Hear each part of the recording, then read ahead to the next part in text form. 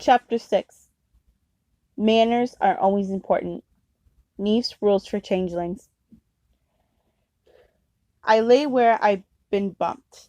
I didn't have strength to move. I didn't want to open my eyes. With any luck, whatever had snatched me from the park would think I'd fainted and leave me alone. Fat chance. Something poked me in the side. Hard. Ow! I said. Ah, you were awake. The voice in my head, not my ears, which was icky, sit up and let me see. This didn't sound like I was about to be eaten, so why had I been snatched?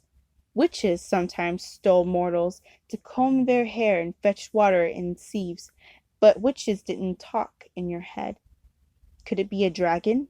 Maybe wanting someone to clean his cave? Only one way to find out. I sat up and opened my eyes. A man-shaped supernatural was sitting cross-legged on a cushion. His hands on his knees and his head tipped to one side like a bird. Here's where mortal curiosity comes in handy. Instead of pinching a fairy's fit, like normal folk presented with something they didn't recognize, I studied him. Bright black eyes, long, straight black hair, tied back in a ponytail, bare feet, black pants under a black turtleneck, no wings or claws now, which meant he had been a shape changer. His nose was a giveaway, though. It was about a mile long, red and pointed like a needle. Long nose, bare feet, mind speaker, shape changer. Put it all together, it spells Tengu. Tengu. Japanese mountain spirit, trickster, thief, hates priest, likes gold. There was something else too, but I couldn't remember what. Wonderful, the Tengu buzzed in my head. I don't suppose she's ever combed her hair in her life, or washed her feet, and look of sulky suspicion. Perfect, simply perfect. Thank you, I said, and yes, I sounded suspicious. I was suspicious, also puzzled. Sarcasm, wonderful! The Tengu rubbed its long hands together. Snatching you was a risk, but I'm glad I did it. Just think, the naughtiest child in New York, and she's mine, mine, mine. The naughtiest child in New York, I echoed stupidly. You don't agree? Consider you stayed from the path, you talked to strangers, you lied to your godmother, you ingested a forbidden substance, you stayed up past your bedtime, you broke a promise. The sheer unfairness of this blow in my mind. That wasn't the way it was at all, I shouted. You don't know anything about it. You long-nosed creep. I shut my mouth hard. It was too late. The Tengu's head got small and feathery. His nose developed a sharp point. His beady eyes got even beadier. In a breath, I was facing a man with the raven's head. His beak, his beak dropped open and let out a bunch of little caws. After a terrifying moment, I realized he was laughing.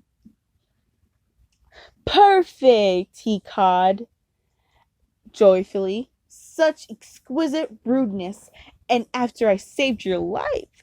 The award is mine. Award? I asked blankly. The Louise Award for the naughtiest child in New York. Such a wonderful coincidence that you should have come along just now, right when I needed you. Mortal child, you are going to make me the most famous boogeyman in the New York City. He told me his name was Carlisle. Country mountain spirits are called after the mountains they live on. New York mountain spirits are called after their buildings. Carlisle lived in the Golden Spire, the top of Carlisle Hotel. He modeled his nest on a traditional Japanese room, the rice straw mats on the floor and paper walls. It was sparsely furnished with a lecture chest, a low wooden table, a scroll painting of a mountain in the clouds, and a larkial shelf that held a puny and iron vase and a very beautiful blue and green china horse. I saw no windows to escape of, and no visible doors. The thing I'd forgotten about Tengus, of course, was that they collected naughty children. From Carl's point of view, he hadn't been rescuing me from the wild hunt at all. He had been bagging a prize specimen. Well, I wasn't nobody's specimen. I was the official mortal changeling of Central Park, and I needed to get back there and straighten things out. Sure, the Green Lady had exiled me, but I knew there had been some way around it. In the story of Hippie Chick, for instance, the Wicked Witch had locked this girl in super long hair in a penthouse with no door. When the girl found a boyfriend anyway, the witch cut off her hair and blinded her boyfriend and sent her into the suburbs to be single mom. But the hippie chick still managed to get back to the city and live happily ever after. If she could do that, plus restore her boyfriend's sight, I figured I could live in a Central Park again under the lady's protection. First, I needed to get away from the Tengu.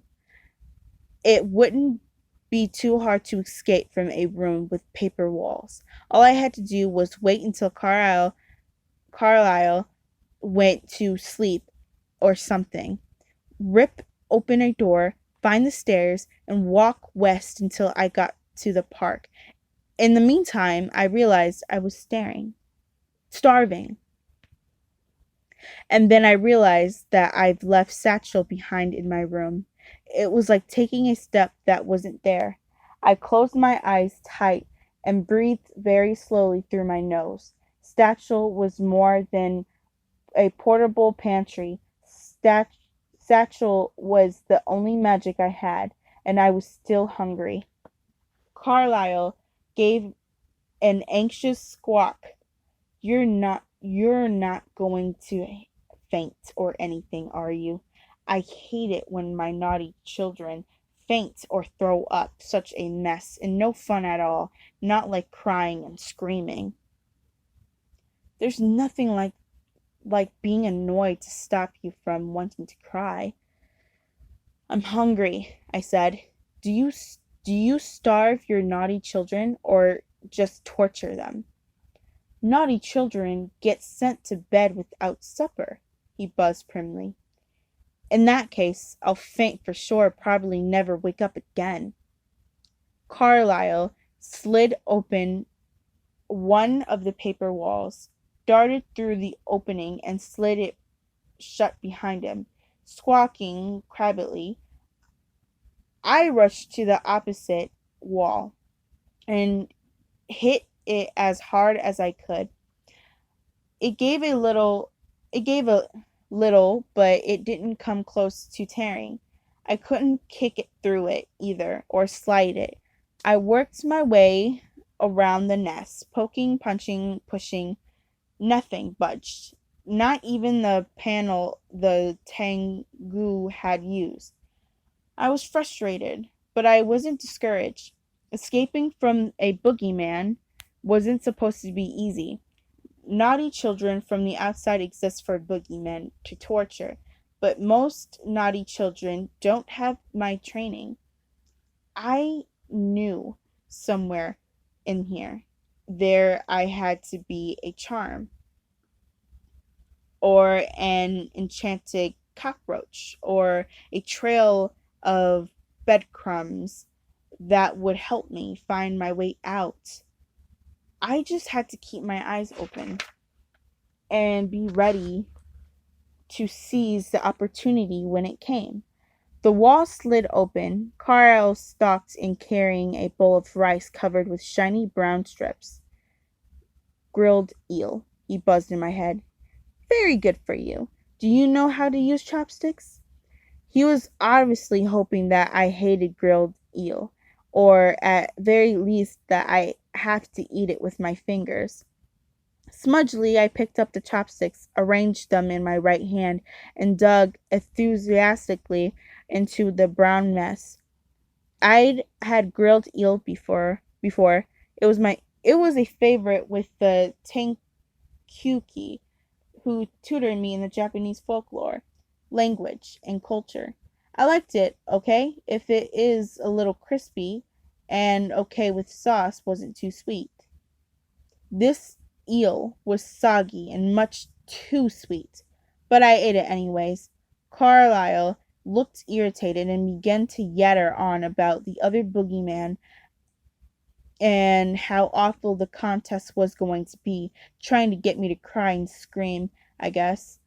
Since his voice was in my head, I couldn't exactly ignore him, but I managed not to react until he mentioned the name of Louise. The the eel caught my throat. Louise is the genius of the Plaza Hotel, an official patroness of spoiled brats everywhere. According to Estrus, she was 10 times more destructive than a Bogart. In other words, nobody I really wanted to meet. Carlyle's nose twitched happily. Oh, you've heard of Louise, have you? Then you won't be surprised when you meet her. But never mind, I have another surprise for you. I love surprises, don't you? No, I said. This is a good surprise. This is a good surprise. You'll like it. He smiled unpleasantly. Would you like to see it now? I'm not finished eating.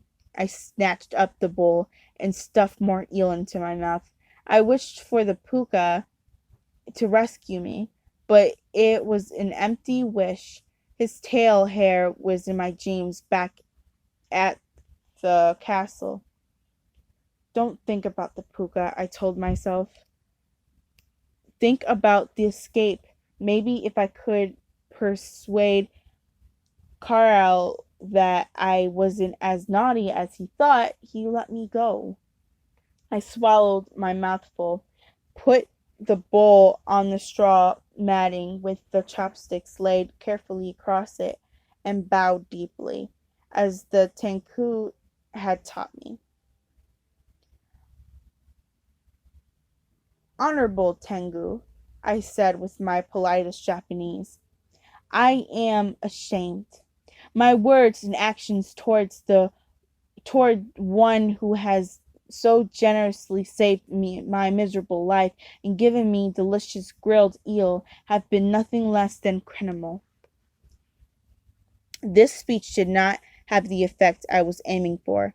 Carlyle screamed a curse and raised its blister on the back of my neck.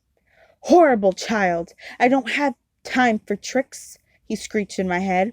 There are 300 boogeymen and their naughty children coming. I have preparations to make, plans to lay. I need to find the fillet mender for Louise and raisins for her turtle. Skipperty, if you won't cooperate, I might as well take you back where I found you. I don't think the Wild Hunt will care if you're a bit late. I was just kidding, I said hastily. I'm bad. Look, I'll prove it. I grabbed the china horse and heaved it at Carl's head. Flexing its wings, it soared past him and landed prancing on the lacquer cabinet. Ha! Carl cawed triumphantly. Now you show your true colors. I expect you thought you were being clever. All naughty children think that way, but you can't outsmart me, young lady, any more than you could outsmart the genius of Central Park. Did you actually think you were going to break your geese and get away with it? It was time to set the record straight. It wasn't my fault, I said. I didn't know I was under a geese. I didn't know about the dance until Peg Powerler told me about it. She set me up. I didn't know what I was doing. Anything wrong. Carlyle rubbed his long hands together. Perfect. Classic. Denies responsibility, displays blame, regrets only getting caught. He bounced up onto his bare feet. Well, I've been awarded ceremony to prepare for, and you've got a surprise waiting for you. Follow me. If there had been anywhere to go, I would have run. If there had been any point in fighting him, I would have fought. But there wasn't. I let the Tengu drag me to the paper wall.